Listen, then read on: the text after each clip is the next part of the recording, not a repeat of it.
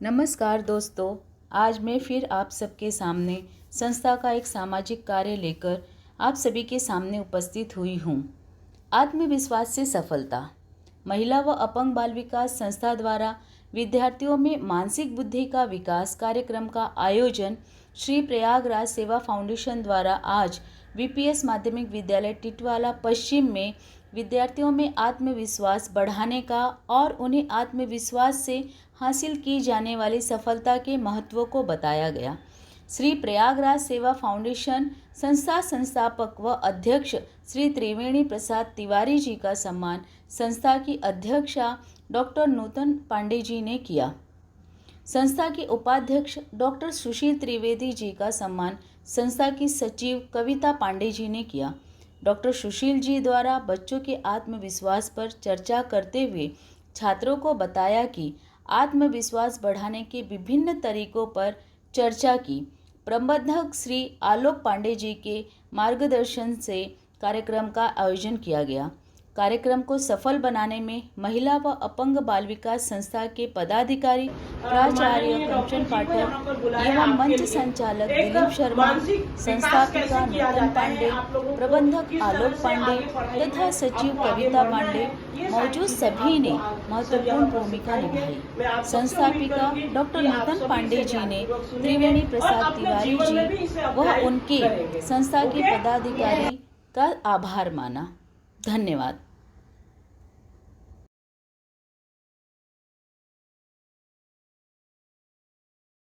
सो जाता है, उसके मन की बात को निकाल लिया जाता बाहर। वो किस डिप्रेशन में है, क्या सोच रहा है, किस वजह से, किस कारण है। तो इतने सारे मनोचिकित्सक, मनोवैज्ञानिक यहाँ पे हैं और हमारा सौभाग्य है कि हमारे दिमाग से रिलेटेड यानी माइंड से रिलेटेड, जैसे कि सर ने कहा लोगों को नींद आ जाती है, उसकी वजह क्या है। अब आप लोग कुछ लोग बोलेंगे नींद पूरी नहीं होती इसलिए नहीं, कभी कभी किसी काम को करने में कंटाल आता है इसलिए नींद आती है। तो ये सारी चीजें वजह और कारण, और खास करके आप लोग स्टूडेंट हो तो आप लोग के लिए तो बहुत ज्यादा जरूरी है इस चीज को समझना कि कैसे याद करें और कैसे याद किए शब्द को याद रखें। तो ये ज्यादा जरूरी होता है। तो इसी के साथ यहाँ पर हमारे बीच यहाँ पर अतिथि के रूप में यहाँ पर पधारे हैं। हमारा सौभाग्य है कि आप लोगों को भी दर्शन मिला इनका और शायद कुछ ज्ञान भी अच्छा मिलेगा।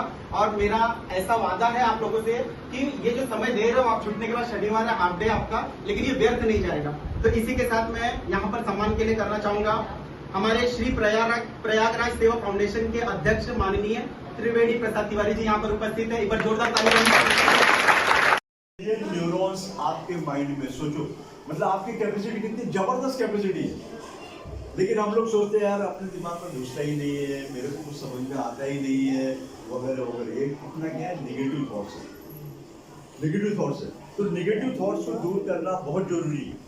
तो ये अपनी कैपेसिटी देख लिया आपने, कितनी जबरदस्त कैपेसिटी है। और एक न्यूरॉन्स कितने, वो भी देख लिया आपने, कितनी जबरदस्त आपकी पावर है, समझिए। तो इस तरह से अगर आप माइंड को रीप्रोग्राम करने की एक हैबिट बना लें तो ऑटोमेटिकली आपका माइंड उतना चार्ज होना शुरू हो जाएगा, कि आपको फिर कोई प्रॉब्लम नहीं आएगी। एक बार ही खाली आपने क्लास में पढ़ा तो आपके दिमाग में एकदम 100% रजिस्टर हो जाएगा। क्लियर? अभी इसके बाद आप लोग देखते हैं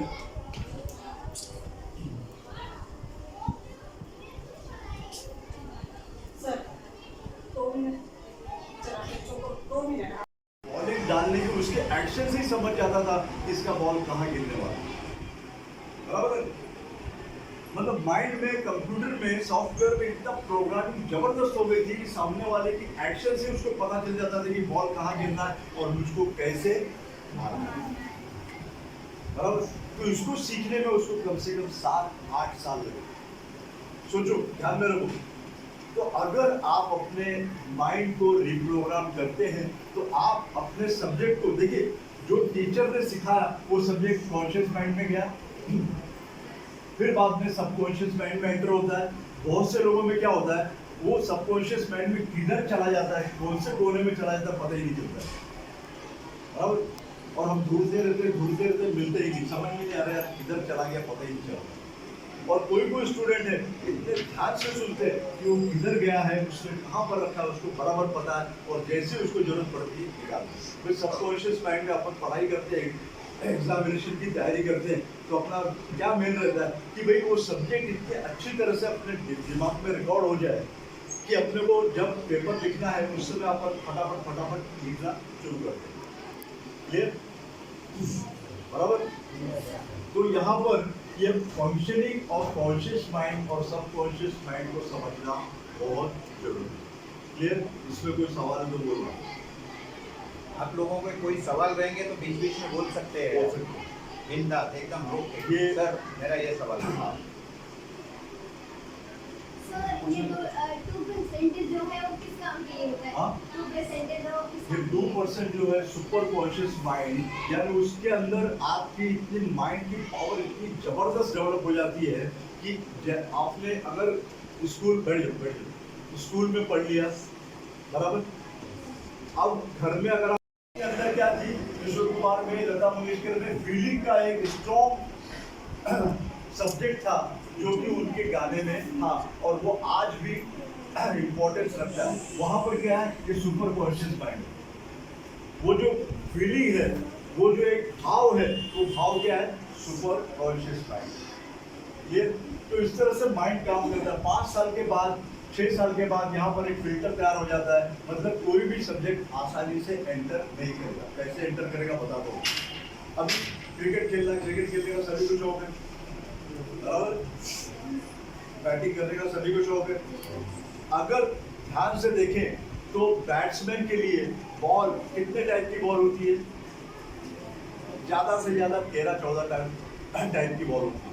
fast ball, medium pace, yorker, leg spin, off spin, बराबर, बाउंसर, गुड लेंथ, ऐसे टोटल निकालें तो 14 या 15 टाइप की बॉल, बराबर। अगर अपन 14-15 टाइप की बॉल को मोबाइल में या कंप्यूटर में देख के सीख जाएंगे अपन कि कैसे उसको मारना है, कोई टफ जॉब नहीं है। लेकिन सचिन तेंदुलकर बनना आसान है क्या? बराबर। 6 साल की उम्र में उसने क्रिकेट खेलना शुरू किया था और वहाँ से उसको ट्रेनिंग मिलना शुरू हुई। ज़्यादा पढ़ा लिखा भी नहीं, 8वीं पास है, बराबर, 8वीं पास है। उसके अंकल थे, शिवाजी पार्क में रहते थे। सचिन तेंदुलकर हमारे सोसाइटी के बाजू में ही रहता था, बैंड्रा में, कलानगर के बाजू में।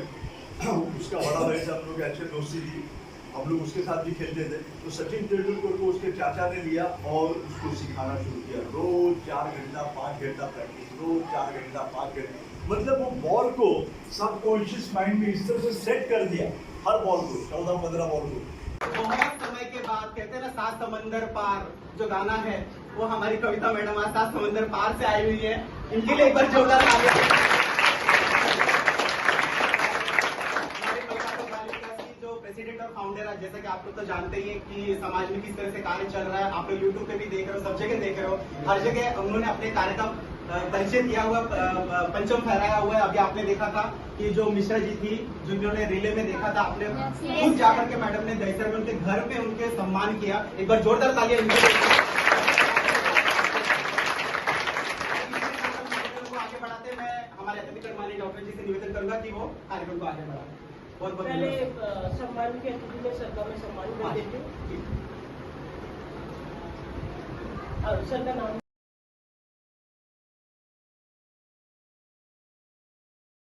यार, इसको क्लास में सीखो और ये सर भी आगे क्यों मैं पढ़ूं, है ना। एक तो शनिवार आधी छुट्टी, वो भी सर आधा घंटे के लिए। वो देखो पीछे बैठा है, वो उधर मुंडी करके। मैं जब तुम्हारे हिसाब में थी ना, सबसे पीछे बैठती थी। और बाद में जब मेरे कुछ समझ में आने लग गया ना, बीच में आ गई, फिर थोड़ा सा आगे आ गई। बाद में सोची चलो कुछ अच्छा नंबर आ ही जाए। सर जो बता रहे हैं ना, बहुत ध्यान से सुनो। सुनने में हम लोग मोबाइल में गेम कैसे खेलते हैं, मम्मी इधर उधर गई, मोबाइल लिए और गेम खेले। मेरे ख्याल से किसी के पास मोबाइल नहीं होगा, नहीं है ना। लेकिन मन करता है मम्मी जाए, काम करो, खाना। मैं तो ऐसे भूख लगी है, खाना दो तो मैं मोबाइल लूँ और आप बिजी हो जाओ। कैसे मम्मी को बिजी करते हैं कि नहीं? है ना। ताली कैसे बजाते हैं? और हम अगर सर समझा रहे हैं और बहुत ध्यान से सुनेंगे, ऐसे हीरो नींद आ रही है, मुझे क्यों लग रहा है तुमको नींद आ रही है, मुझे भी आने लग जाएगी तो करके मैं भी ऐसे आप सोचिए,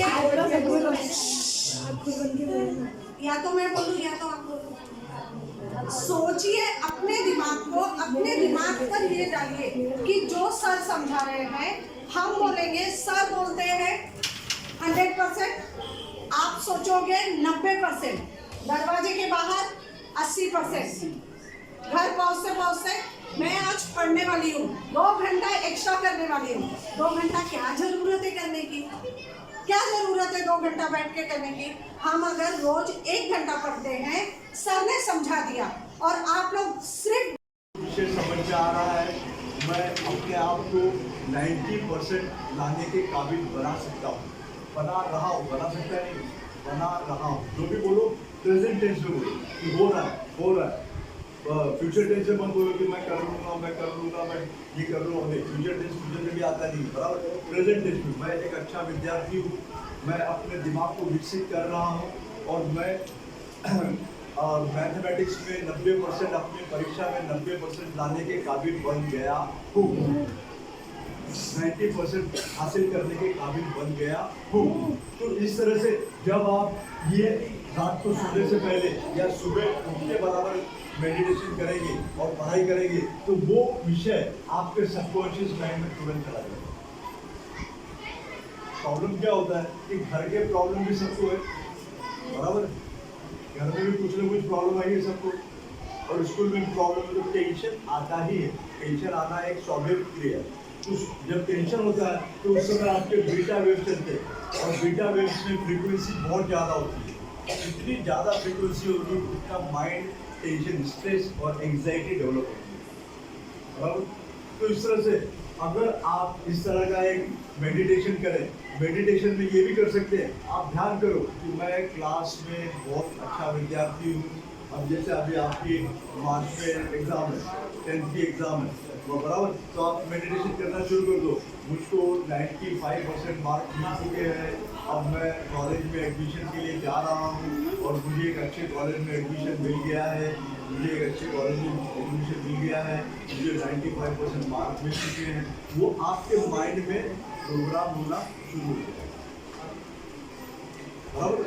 पहले तो प्रोग्राम ही बनाया जाता है, पहले तो सॉफ्टवेयर का प्रोग्राम ही बनाया जाता है ना। और एक होता है थीटा, एक होता है गामा।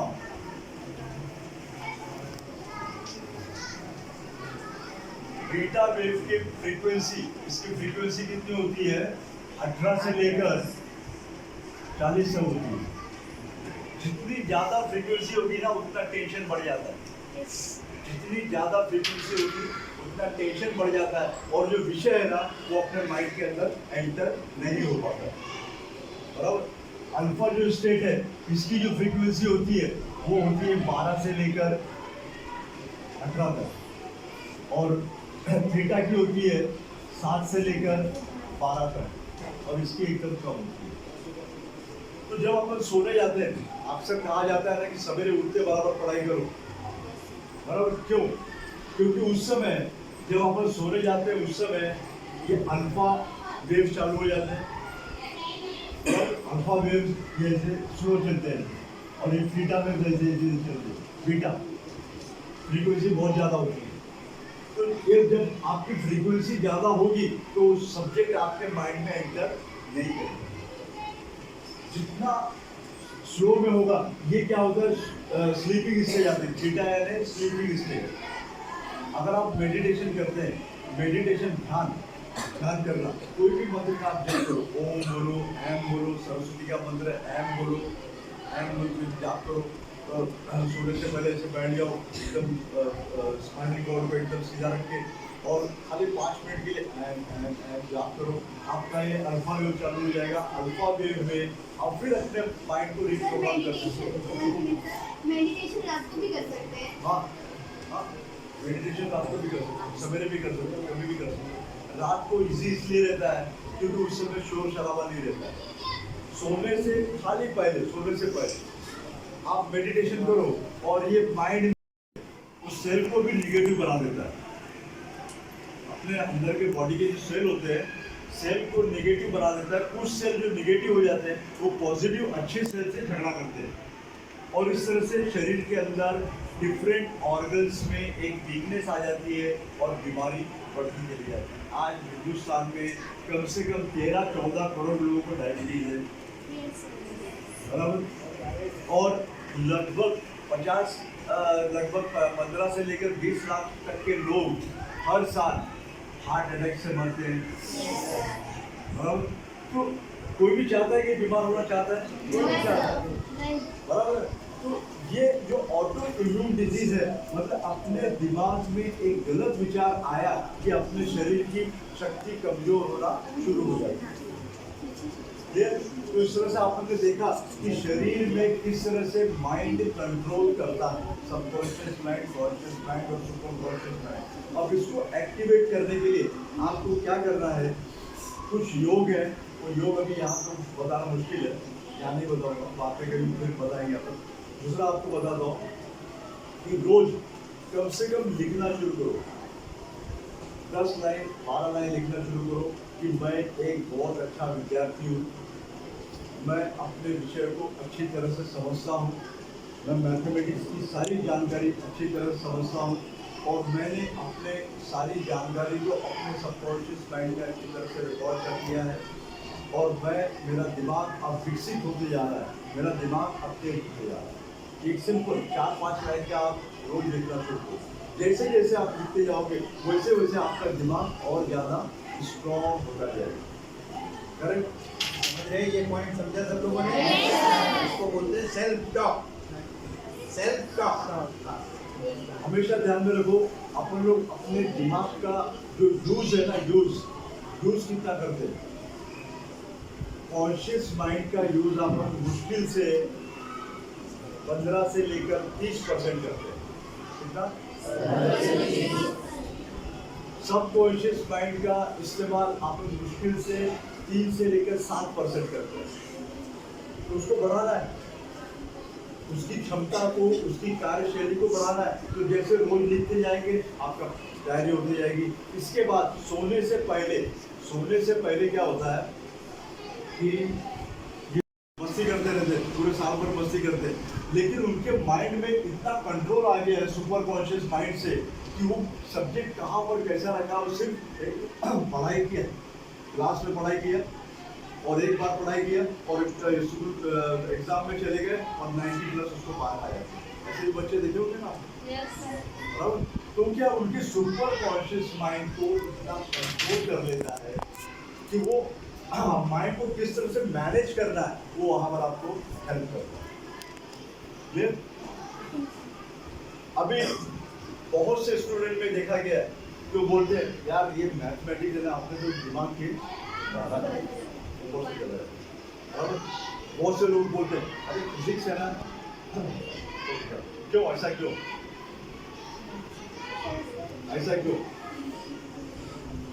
जवाब दीजिए आप लोग। इंटरेस्ट नहीं है। इंटरेस्ट, देखो इंटरेस्ट जो सब्जेक्ट है ना, ये एकदम अलग सब्जेक्ट है। इंटरेस्ट कब होगा जब आप उसमें इंटरेस्ट लेंगे। भाई सचिन तेंदुलकर ने इंटरेस्ट लिया, उसका बड़ा भाई भी आज कहता है वो क्रिकेट नहीं खेलता है, बराबर। उसके बड़े भाई ने इंटरेस्ट नहीं लिया, तो सचिन तेंदुलकर ने इंटरेस्ट लिया, बढ़िया क्रिकेटर बन गया, इंटरेस्ट लिया ना उसने। अब वो सोचता कि नहीं यार मैं तो आज भी पास हूँ, मैं किधर खेलूंगा, मेरी तो हाइट कम है, मैं तो दुबला पतला हूँ, मेरे कैसे होगा। देखा ना पहले जब एंटर किया था 18 साल की उम्र क्रिकेट में, तो कैसा उसका शरीर था, दुबला पतला शरीर था, हाइट भी कम थी, सुनील गावस्कर हाइट भी कम थी, लेकिन इंटरेस्ट पैदा किया। इंटरेस्ट अपने को पैदा करना है। इंटरेस्ट पैदा करने में भी ये आपका सबकॉन्शियस माइंड एक रोल निभाता है, बराबर। सबकॉन्शियस माइंड क्या करता है, एक रोल निभाता है। अभी ये सबकॉन्शियस माइंड को कैसे एक्टिवेट करना है, और सबकॉन्शियस माइंड को एक्टिवेट कैसे करना है, तो इसके लिए कुछ योग होते हैं। अगर आप नियमित प्रमाण से रोज 15 से 20 मिनट का योग करेंगे तो भी आप अपने सबकॉन्शियस माइंड को एक्टिवेट कर सकते हैं। प्रॉब्लम क्या है कि जैसे स्कूल में गए, बराबर, मैथमेटिक्स में फेल हो गए, टीचर बोलती है तो मैथमेटिक्स में कभी पास ही नहीं हो सकता है, बोलते इसके बस की बात ही नहीं। घर में आए, पिताजी बोलते बेटा कैसे पढ़ाई लिखाई होगी नहीं, ऐसा कर कल से है ना चाय की दुकान चालू करते हैं, उसमें बैठा बराबर।